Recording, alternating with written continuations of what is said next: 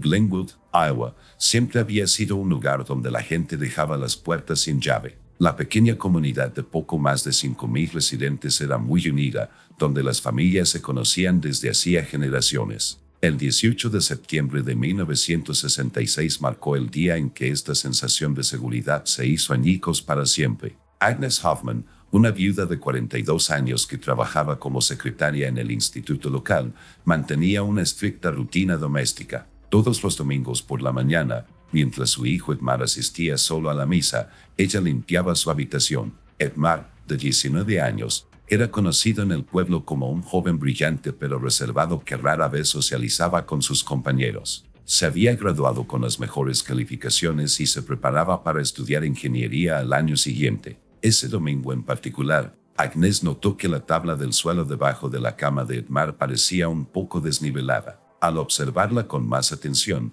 descubrió una tabla suelta y, debajo, una pequeña caja de madera artesanal con intrincados tallados. Dentro de la caja había 3 dados de 6 caras, cada uno meticulosamente elaborado a mano en madera oscura. El primer dado tenía 6 categorías diferentes grabadas en cada cara: hombre, mujer mayor, niño y grupo. El segundo dado presentaba rangos de edad: menor de 18, 18 a 30, 31 a 45, 46 a 60, 61 a 75 y mayor de 75. El tercer dado mostraba ubicaciones: parque, casa, lugar de trabajo, tránsito, agua y rural. Lo que más perturbó a Agnes fue el pequeño cuaderno que acompañaba a los dados. Dentro había anotaciones meticulosas, cada una fechada, con combinaciones seguidas de marcas de verificación. La primera anotación databa de marzo de 1964, cuando Edmar tenía solo 17 años.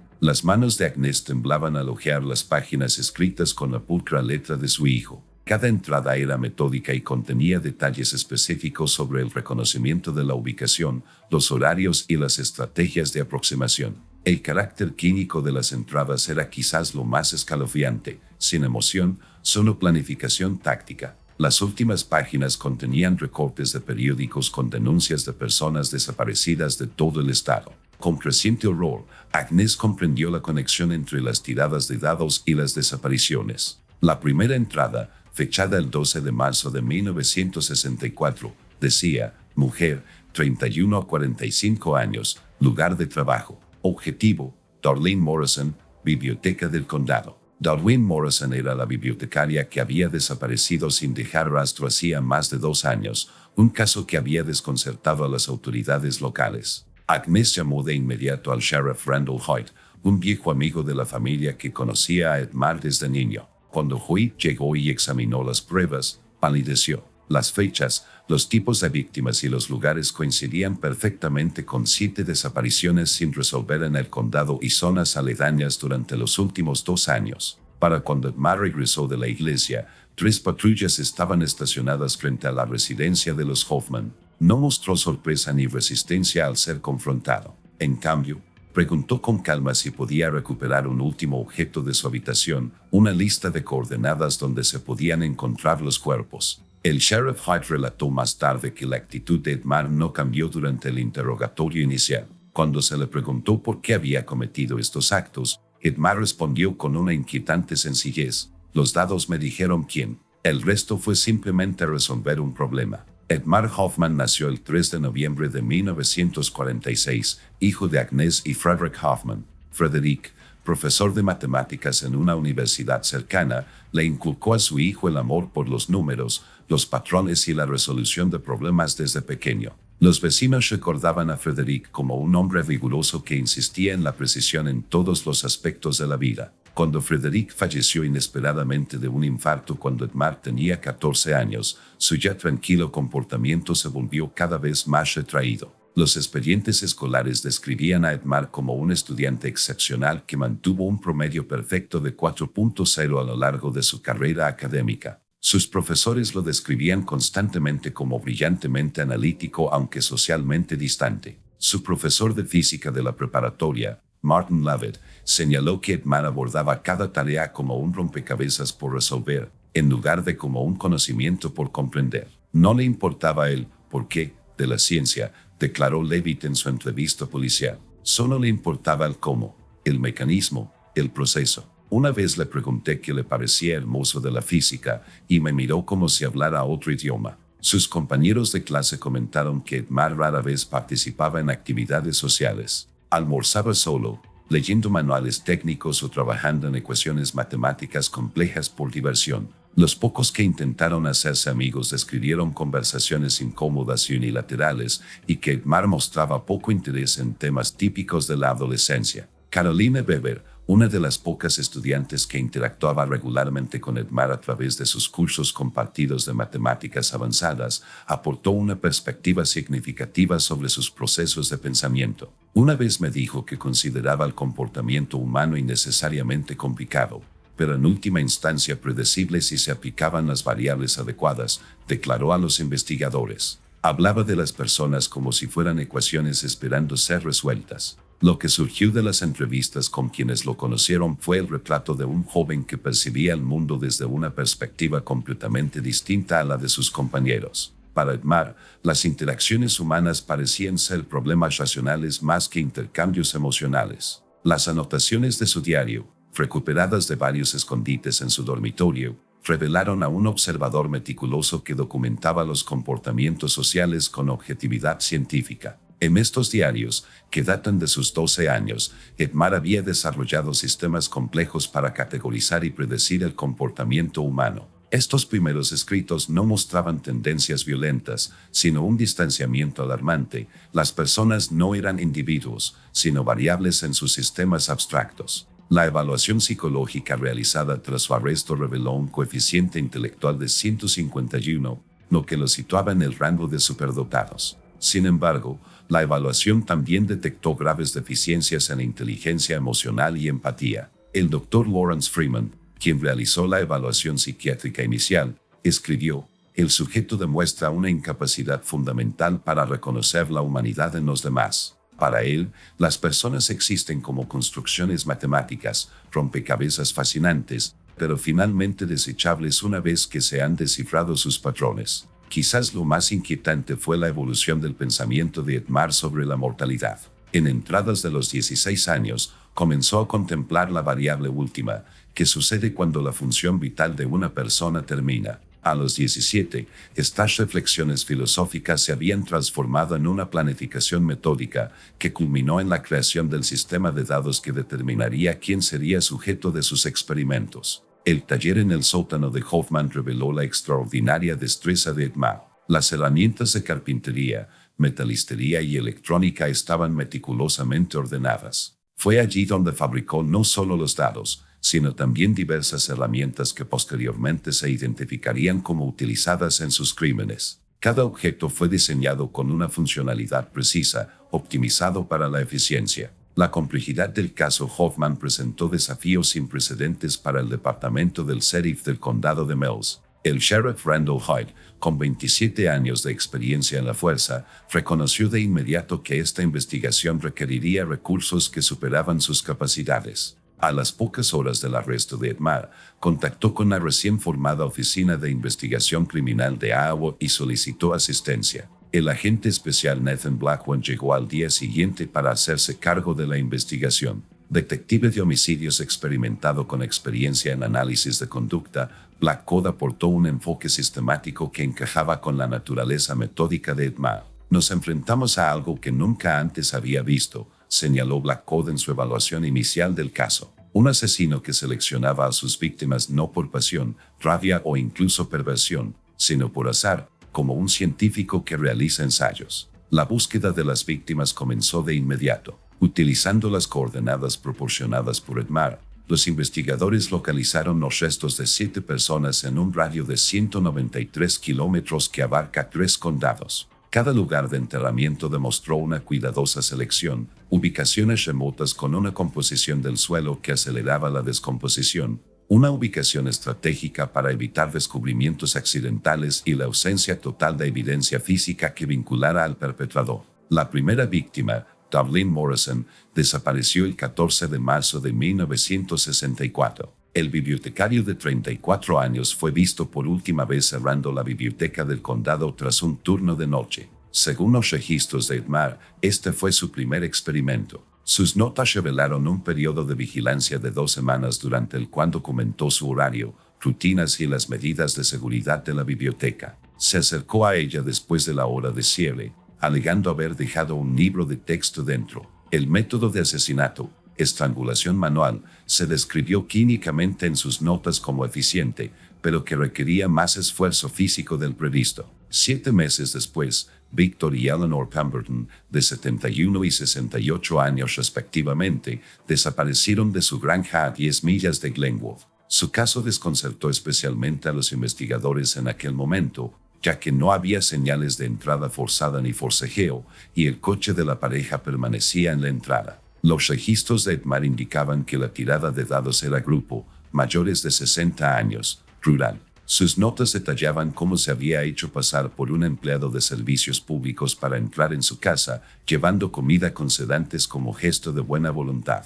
El método evolucionó con cada víctima. Raymond Carter, un mecánico de 42 años, murió en enero de 1965 cuando Edmar saboteó su coche, provocando una falla en los frenos en una curva peligrosa de la Ruta 29. Melissa Thornton, de 17 años, desapareció de una parada de autobús en abril de 1965, mientras que Samuel Wilson, de 28 años, desapareció mientras corría alrededor del lago Glenwood en septiembre del mismo año. La última víctima antes de la captura de Edmar fue la profesora Barbara Collins, de 56 años, quien nunca regresó a casa de su clase vespertina en un colegio comunitario en julio de 1966. Lo que más perturbó a los investigadores no fue solo la variedad de víctimas o métodos, sino la completa ausencia de un móvil tradicional. Edmar no tenía ninguna conexión personal con ninguna víctima, no se apropió de trofeos, no realizó actos rituales ni expresó ningún componente sexual en sus crímenes.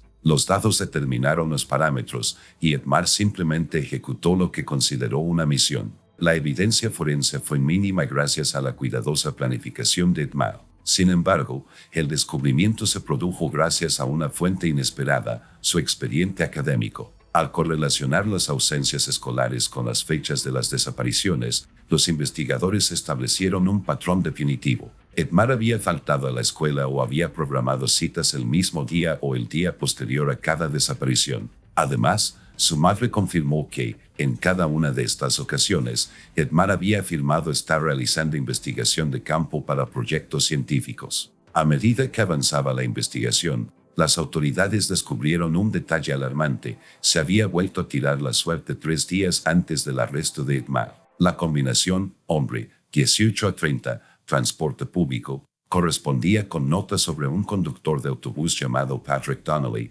que operaba la ruta Glenwood Council Bluffs. Los planes de vigilancia y las observaciones de horarios ya se habían documentado. Los investigadores concluyeron que el arresto de Edmar probablemente había evitado un 8º asesinato. La doctora Constance Marrow, psicóloga clínica forense de la Unidad de Ciencias del Comportamiento del FBI, fue asignada para evaluar a Edmar Hoffman en octubre de 1966. A sus 43 años, Mary se había forjado una reputación estudiando patrones emergentes en delitos violentos y desarrollando metodologías de elaboración de perfiles. El caso Hoffman se convertiría posteriormente en uno de sus estudios más citados en el campo de la psicología criminal adolescente. A lo largo de 23 sesiones que se extendieron por 4 meses, Mary realizó entrevistas exhaustivas, evaluaciones cognitivas y conductuales. Su enfoque fue metódico pero adaptable, cambiando de estrategia a medida que descubría las capas del complejo marco psicológico de Edmar. En mis 15 años de práctica, nunca me he encontrado con un sujeto con una falta tan completa de conexión emocional con sus acciones y, al mismo tiempo, con tanta claridad de pensamiento, escribió Merrill en su evaluación preliminar. Edmar no encaja en las categorías existentes de la psicología criminal. Las sesiones revelaron que Edmar consideraba sus crímenes no como transgresiones morales, sino como extensiones lógicas de su curiosidad intelectual. Cuando Mary le preguntó sobre sus sentimientos hacia las víctimas, expresó cierta confusión ante la pregunta. Para mí no eran personas, declaró en la tercera entrevista. Eran variables en una ecuación que estaba resolviendo. Este desapego se extendía más allá de sus víctimas. Edmar demostró el mismo enfoque clínico al hablar de su madre, su padre fallecido e incluso de sí mismo. Conceptualizó todo comportamiento humano como algorítmico, patrones predecibles que podían decodificarse mediante suficiente observación y análisis. Quizás lo más revelador fue la explicación de Edmar sobre el sistema de datos. La aleatorización eliminó el sesgo, explicó durante la 11ª sesión. Quería comprender la mecánica de la mortalidad en función de las variables demográficas. Los datos garantizaron la validez científica al eliminar mis preferencias personales del proceso de selección. La evaluación de Merrill identificó varios factores críticos del desarrollo. La muerte de Frederick Hoffman había roto el vínculo intelectual primario de Edmar. En sus diarios, Edmar mencionaba repetidamente a su padre como la única persona que operaba en la misma frecuencia. Tras esta pérdida, el ya limitado rango emocional de Edmar se redujo aún más. Además, Mary descubrió que Edmar había sufrido una lesión cerebral grave a los 7 años al caerse de una casa en un árbol, lo que le obligó a permanecer hospitalizado durante una semana. El historial médico indicaba daño en la corteza prefrontal, un área crucial para el procesamiento emocional y el razonamiento moral. Aunque no es concluyente, esta lesión aportó un posible componente fisiológico al perfil psicológico de Edmar. Lo más significativo es que Merrill identificó un profundo patrón disociativo en el marco cognitivo de Edmar. Había desarrollado 2 sistemas operativos distintos, uno para gestionar las necesidades sociales cotidianas y otro, mucho más dominante, para su investigación. Esta compartimentación le permitía mantener una normalidad superficial mientras perpetraba sus crímenes. Edmar creó una lógica interna que justificaba sus acciones, señaló Merrill. En este marco, tirar los dados lo absolvió de responsabilidad, transformando el asesinato de una decisión moral en un resultado predeterminado. Los dados se convirtieron tanto en su método como en su justificación. Cuando se le preguntó si entendía que sus acciones habían causado dolor y sufrimiento, Edmar respondió con una afirmación que posteriormente se citaría con frecuencia en la literatura académica. Entiendo que ciertos procesos neuroquímicos ocurrieron en otras personas como resultado de mis acciones. Entiendo que estos se denominan duelo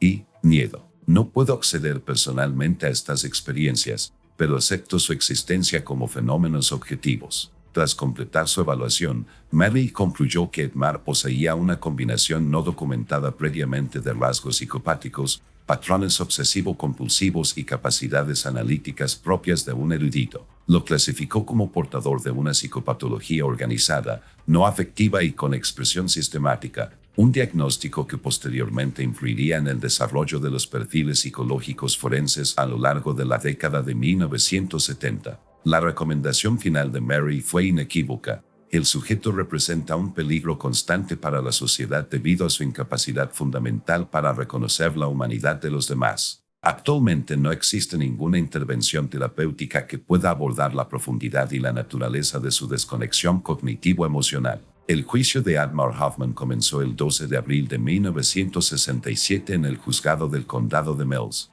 Debido a la amplia publicidad regional, el juez Walter Harrington ordenó un silencio informativo parcial y restringió el acceso a la sala. La fiscalía, encabezada por el fiscal de distrito Lawrence Peterson, presentó un caso metódico que reflejaba la naturaleza sistemática de los propios crímenes. La evidencia fue abrumadora. Además de los registros detallados de Edmar y la evidencia física recuperada de los cementerios, la fiscalía presentó el testimonio de 28 testigos, entre ellos familiares de las víctimas, agentes del orden, peritos forenses y la doctora Constance Merrill, cuya evaluación psicológica resultó crucial en el proceso. El abogado defensor Martin Schwartz se enfrentó a una tarea imposible. Con la confesión completa de su cliente y la montaña de pruebas físicas, Schwartz centró su defensa en el estado mental de Edmar, argumentando que las graves anomalías psicológicas de su cliente lo incapacitaban para comprender las implicaciones morales de sus acciones. Lo que tienen ante ustedes no es un monstruo,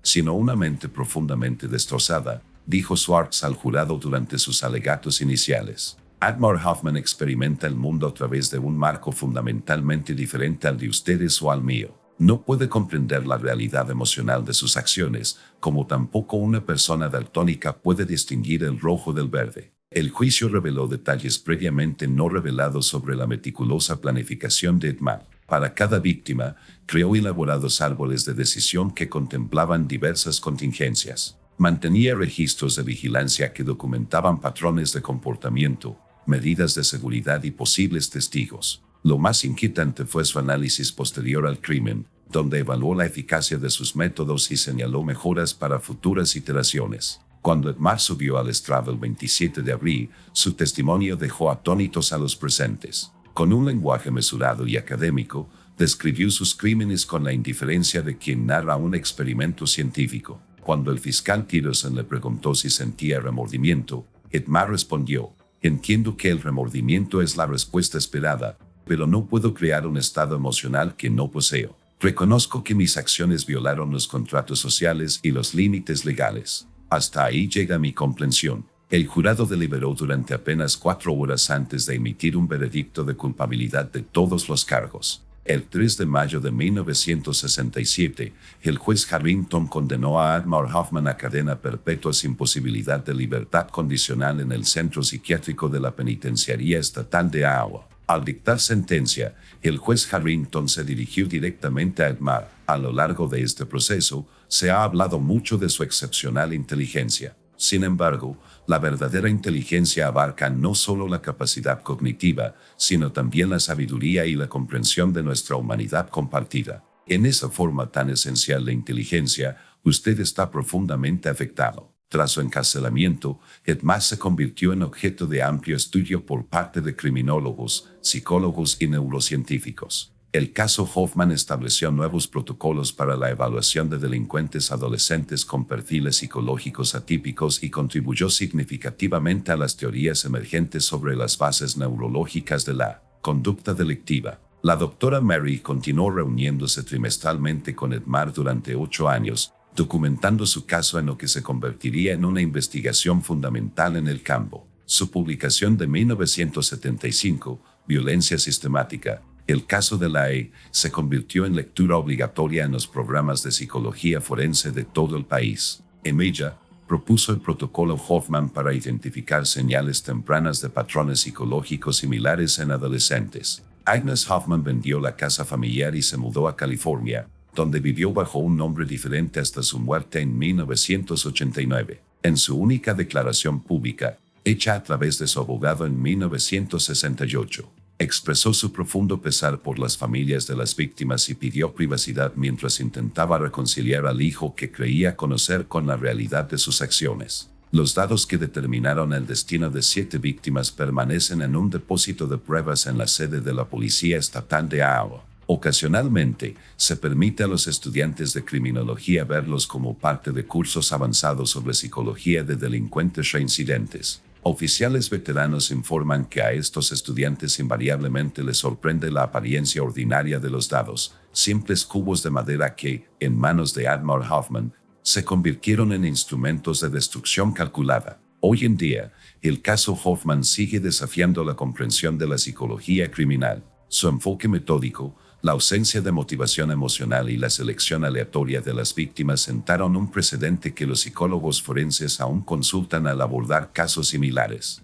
La pregunta central sigue sin respuesta: ¿nació Edmar sin la capacidad de empatía o se desmanteló sistemáticamente mediante una combinación de daño neurológico, trauma y aislamiento intelectual? Edmar Hoffman permanece encarcelado en un centro de tratamiento de seguridad especializado. Ya con más de 70 años, nunca ha expresado remordimiento ni reconocimiento emocional de sus crímenes. Sus expedientes permanecen activos, no porque exista duda alguna sobre su culpabilidad, sino porque los investigadores continúan estudiándolo con la esperanza de prevenir futuros casos al comprender mejor el extraordinario y aterrador enigma de su mente.